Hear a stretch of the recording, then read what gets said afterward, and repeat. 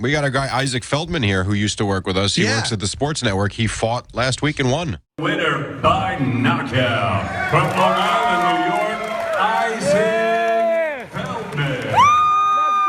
Here's the problem with that. Now with the proliferation of MMA, Yes. you ain't got anybody. You have no idea. Because that dude Isaac, who's a great kid, Yeah. you'd look at him and go, I'll probably have this guy. I can handle this guy. He'd kill you in Meanwhile, 30 seconds. What? Right. Hi-ya! No, like, God damn, I had the wrong guy.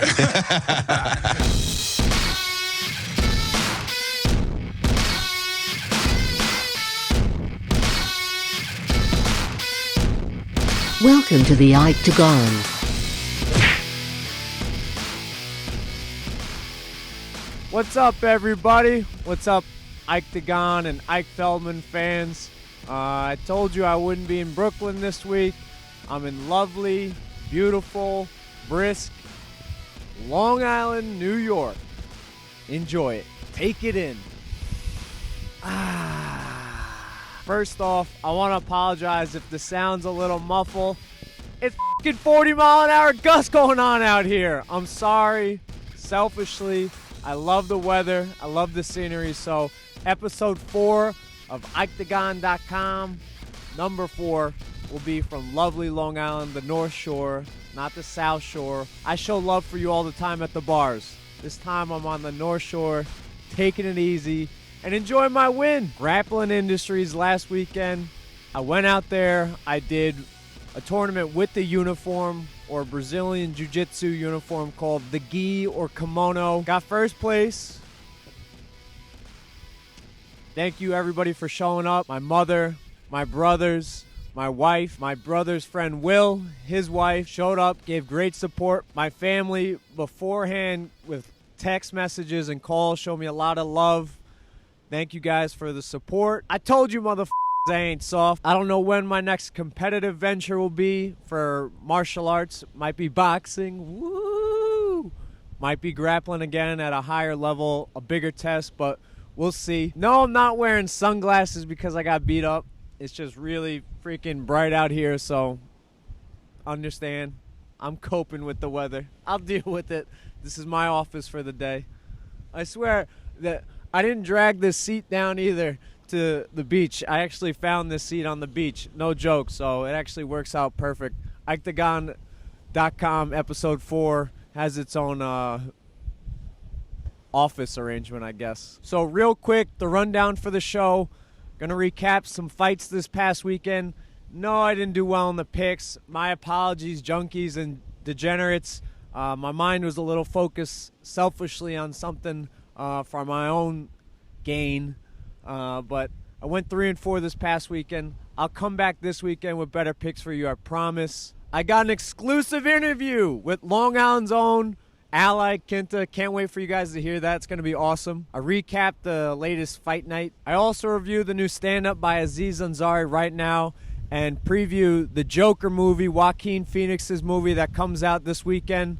Today, actually, whenever you're hearing this. A great what the f*** moment. But also, the IkeTagon is always expanding, always evolving, always growing, always finding different ways to get in front of you. I got a new venture, a new podcast, an audio-only podcast called the Mind, Body, Soul Podcast.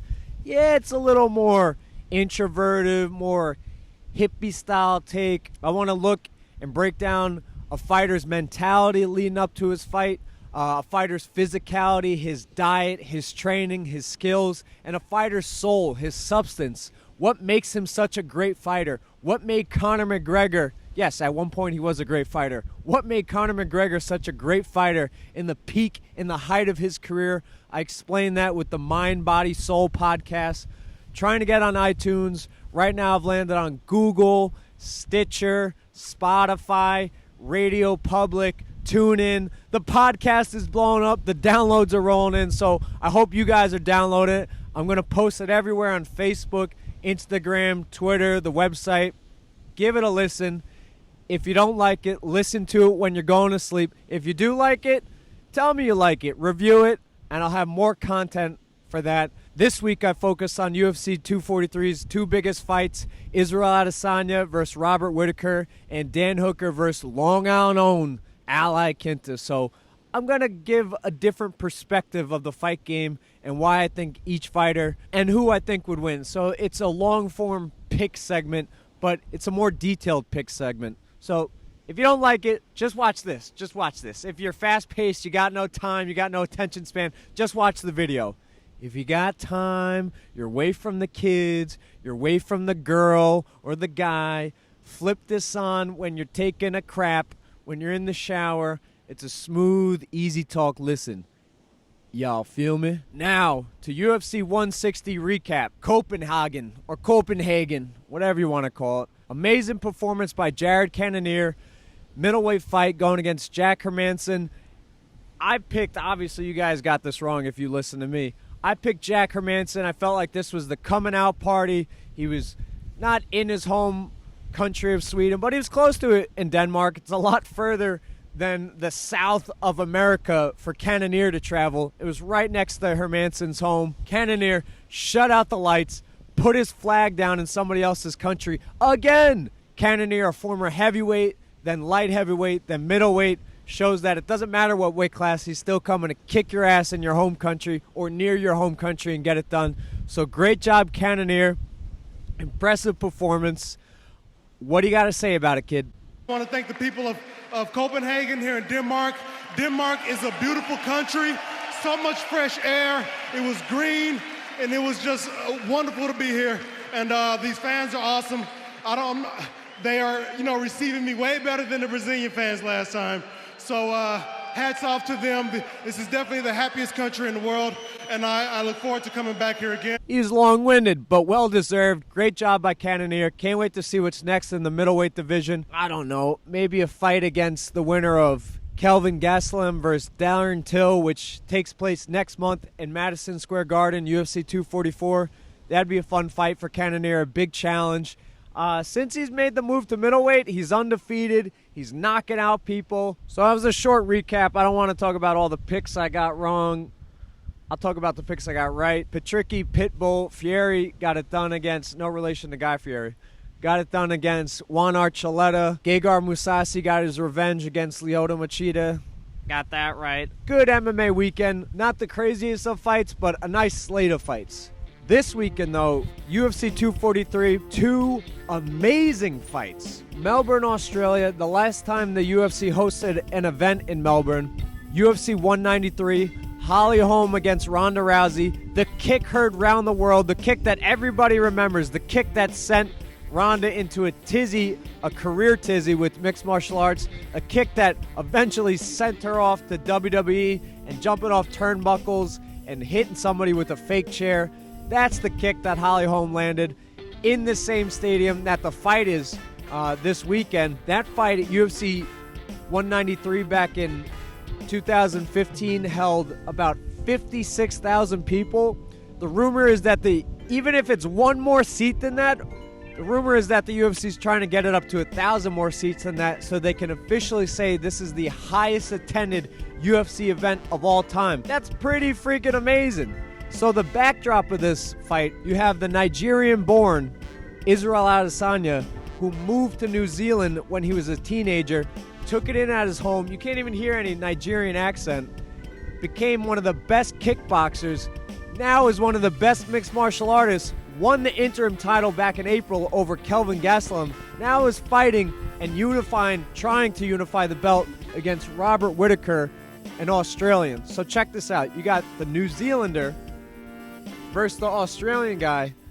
This is going to be an amazing event, and it should be getting a lot more publicity on the East Coast, West Coast, the United States, Europe, but for the oceanic people, that's what they call Australia, New Zealand, the oceanic people, this is probably going to be the biggest fight of all time. It's amazing. The publicity those guys are doing over there, they cannot wait till fight night. You ask why they can't wait till fight night? Because this is the best freaking striking battle the UFC could put on right now. Any division, 135 to 250 pounds, it doesn't matter. Israel Adesanya striking is phenomenal. It's the most precision striking we've seen in the UFC, the most accurate striking, the most chip away at his opponent, beat him by 1,000 cuts. Meanwhile, Robert Whittaker, Australian's own, Melbourne's own, the hometown boy, he's been in there with Yoel Romero twice. That's amazing. Beat Jacare. This guy is tough, but maybe too tough mentally. He's only fought 3 times in the last 30 months. Yes, 3 times. Israel Adesanya, this is going to be his 6th freaking fight in 16 months. Wow, this kid's been active. Whittaker, they've tried to do this twice for him. UFC 221, they tried to have a fight in Australia. UFC 234, they tried to have a fight in Australia. Both times he couldn't show up on fight day because of injuries. Probably pushed himself too much for his home country, try to make the fight. I don't like him in this fight. Put your money on Israel Adesanya. Now, it's all in Israel Adesanya's head. That's his biggest opponent. Can he stay humble? Can he stay focused? Can he get it done on fight night? Obviously, I'm saying that he does because I'm putting the money on him. But we'll see. It's going to be an amazing match, amazing striker match. If it goes 5 rounds, it's going to be epic. If it doesn't, it's going to be a knockout because both these guys throw down. I slimly think it's going to be a wrestling match. So get to the bars, get to Buffalo Wild Wings. There's your plug. Go see this fight, please. The UFC is pushing this hard, and whenever they're pushing it a lot of advertising, that means that the Western Hemisphere, us, we're not paying attention to it. Guys, trust me, this is a potential Fight of the Year candidate. It's going to be an amazing fight. The co-main event, though, let's pay attention. Israel Adesanya's teammate, Dan Hooker, will be going against Long Island-owned Iaquinta. The backdrop for this story, Dan Hooker came off a huge, devastating loss back in December on the same card that Iaquinta beat Kevin Lee. Dan Hooker lost to Edson Barbosa by devastating strikes, folded under it, but he came back a bunch of months later, beat James Vick. Now Iaquinta's trying to get back into a win column for himself. After that Kevin Lee fight, moved up to the big test against Donald Cowboy Cerrone. Got beat up in that fight, wants to prove that he's not just a tough guy, wants to prove that he can be the best skillful fighter. Beat a fighter not by toughness or grinding him out. Beat him in a point fighting match. Beat him in a chess match. And that's exactly what we're going to get. Dan Hooker, Al are both tough, but they're both very technical strikers. I think Dan Hooker bit off more than he can chew. Put your money on Long Island's own Iaquinta. Look out to come back late winter, early spring against the top 5 contender. I could see him against a Justin Gaethje or a Dustin Poirier, maybe a Conor McGregor, but Al's looking to fight Khabib 2020, maybe 2021 for that belt again. So this is the way back en route to that title fight. So I think Al's going to get it done. He's looking good up here. All right, guys, I promised you I'll get Raging himself. Wanta's own, Nassau's own, Long Island's own, New York owns, the USA's own, Iaquinta on the lovely Skype. And here he is. Hey, Al, can you hear me? Al, raise your hands if you could hear me. Cool. All right, so what's up, brother? How you doing? Been a while, right? It's been a while. I thought you forgot about me or something. So I appreciate you getting me on the show. UFC 243, you're back in the saddle. Big fight, enemy territory against the young, hungry Dan Hooker. So how'd this fight come to fruition? He said my name, and then I looked on Twitter, and someone had tagged me in something, and I was like, all right. He said he wanted to fight me in Australia, and I don't think he really thought I was going to just say yes like that. And it's just, hey, you want to fight me in Australia? I'll give you exactly what you want. Great. So how familiar are you with Australia? You know, the territory, the land, the oceanic people. So I'm pretty Australian for an American. I think me and the Australians are pretty cool. Cool. Moving on, Al. Again, thank you for joining me, man. I know you got a fight coming up, but I really appreciate the time. Again, IkeTagon.com. I really appreciate this. So you ready for some tough questions now? You're going to get exactly what you asked for. And that's it. Have you trained hard for this fight? I know you always train hard, but specifically against this guy, have you trained hard for it?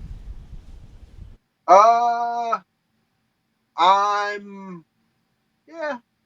Now, specifically, what do you think about your opponent, Israel Adesanya's teammate, Dan Hooker? It was in New Jersey, and we were in the same locker room. And I was like, this guy fights in the UFC? Like, he doesn't look great. And then since then, he's looked really good. I don't know, man. Okay, cool. So what do you That plan guy's to... shot. He's talking about look, it's just like you can tell that he's never going to be good because of his little attitude, the way he sees things. You continue. No one gives a about him coming down to lightweight. He's like, you know what? Khabib impressed me this week, and I'm going to come down to lightweight, and I think I can help out George St. Pierre in case they fight. Like, bro, shut the up. No one even cares. Like, is that guy kidding? That guy's nuts. And I never would have brought him up if you didn't bring him up right now. But holy that guy's shot. I don't know. He just needs like a brain transplant. That's the only way he'll become a good fighter. Thanks, buddy. All right, I know you got to go. Get ready for Dan Hooker tonight or tomorrow, whenever this is airing. Thanks for your time, Al. Anything you want to say to your fans? I'm fucking out. And there you have it, people. Long Island's own Al Iaquinta, the crazy man. I'm crazy too, so maybe it's a Long Island thing. It's going to be a phenomenal fight against Dan Hooker, UFC 243. Can't wait for it. Obviously going to break it down next week, but good luck, Al. Good luck, Matt Serra, Ray Longo, the whole Ray Longo, Matt Serra team over there. Aljamain Sterling, Dennis Bazooka, that's one of his teammates' real name. Marab Deshivaliveli, something like that. I was close. He's from Georgia, not Atlanta, the country Georgia. Good luck, the whole team. Represent Long Island well. Solid. So I'll make this quick. The what the f moment of the week. Lady Liger, or Lion Lady instead of Cat Lady nowadays. It's 2019. We always want more. We always want more attention, some way to get more attention. What the f is this lady doing in the Lions Den? Lady, are you f nuts? Go home to Samantha and Gabby, whatever you call your cats. Sit in your couch with your cat hair, your big cushions, and your furry rugs, because that's all you got. Why are you jumping in the Lions Den, lady? What's wrong with you? What the f is wrong with you? That's the what the f moment of the week. This lady's crazy. Don't do this to get on the IkeTagon.com. That's all I'm saying. I know you want to. I know it's Iketober. Yeah, it's Iketober. Doesn't matter. Don't be stupid. Movie, show, stand-up, reviews, and preview. Aziz Ansari, you guys remember for being the quirky, weird kind of funny, dorky, cutesy comedian and guy from Parks and Recreation. He came out with a new stand-up directed by Spike Jonze, a guy who's been a part of the whole Jackass series. I believe he directed the movie Her with Joaquin Phoenix. We'll get into Joaquin later, but great job by Spike Jonze. Did I say Spike Lee Jones? Spike Jonze, that's it. Great job filming it, put in a good view, good light. Literally a good light for Aziz. He addressed his whole sexual harassment. He did some public experiments. Fantastic job on the stand-up. At first, I didn't like how it was shot. I thought this was going to be weird. I thought he was trying too hard to be art. But funny, smart, captivated me and my wife. We both enjoyed it. The one gripe I have about Aziz let me take these out.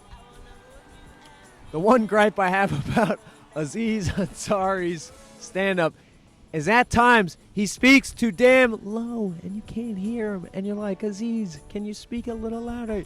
Yes, that's the problem. Sometimes probably 5 to 10 minutes of the entire hour are at a low decibel rate. That's the one gripe I have.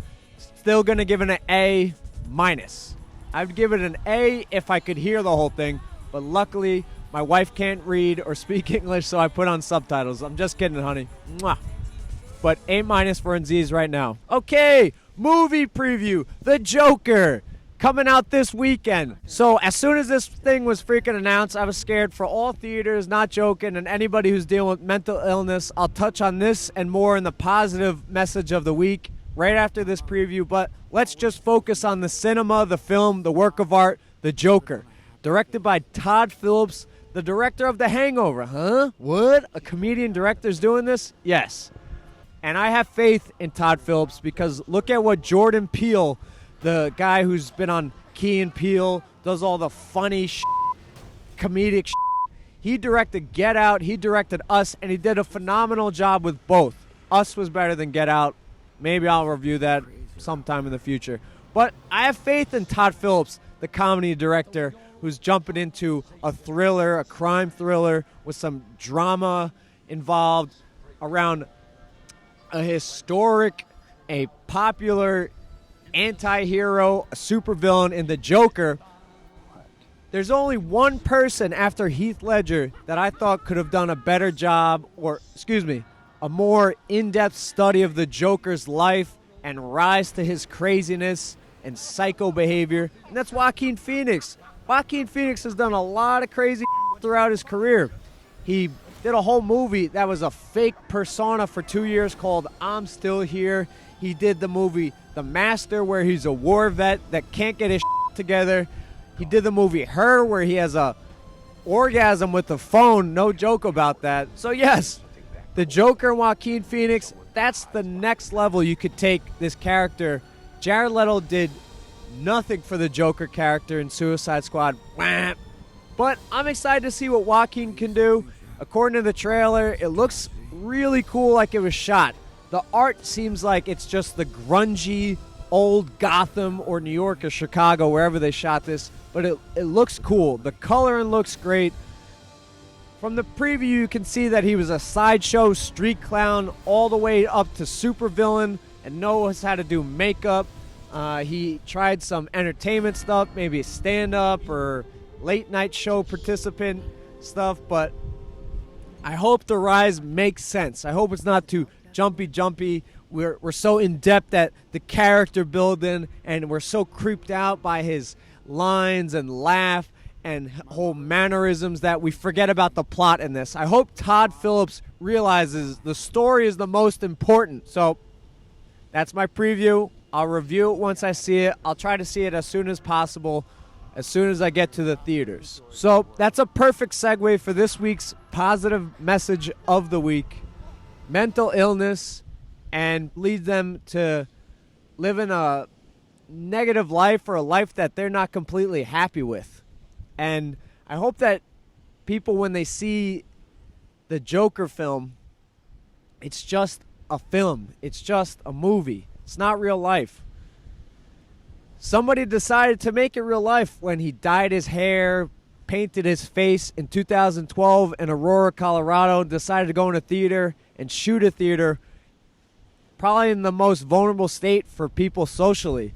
People expect to go to a movie theater, just sit in a calm, dark place and just not talk to anybody, not socialized, but be vulnerable and be relaxed. It was awful what this shooter did. I don't know what happened to him. I hope he's locked away. I hope they're dissecting why he did this, because that was at the beginning of social media. The iPhone started 2006. That's when I feel like the whole world changed. You should do like a BC before iPhone and an AD after iPhone, because the world has changed since we got these smartphones. Maybe we're a little too sensitive with social media. Maybe we're a little too introverted. Maybe we're addressing our mental illnesses too much and not doing enough actions more than words. Maybe we're staying behind our screens a little too much. We always overcorrect as a culture, and I think right now everybody's addressing all their issues. Hey, I got issues. I can't stay focused. I get weird around people. If I'm drinking, I might act out of myself a little too much. But you know what? It's a whole thing called self-correcting, and people around you that love and respect you enough that won't let you go down that path of negativity and will help you strive for positivity and happiness. The pursuit of happiness. Will Smith did something right. I think that's the goal of life, to be happy. Those forefathers under that candlelight had something right. Pursue happiness.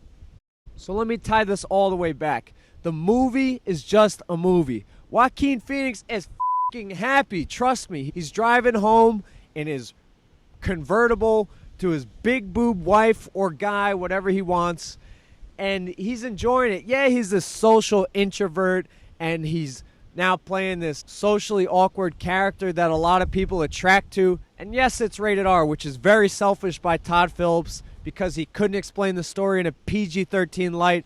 He obviously forced DC or Legend or Warner Brothers, whoever company this is, to make it rated R by pushing for strong violence, disturbing behavior. It's selfish by Todd Phillips, but I hope there's a point to it, and I hope it's not too over the top, and I hope people can see it's just a movie.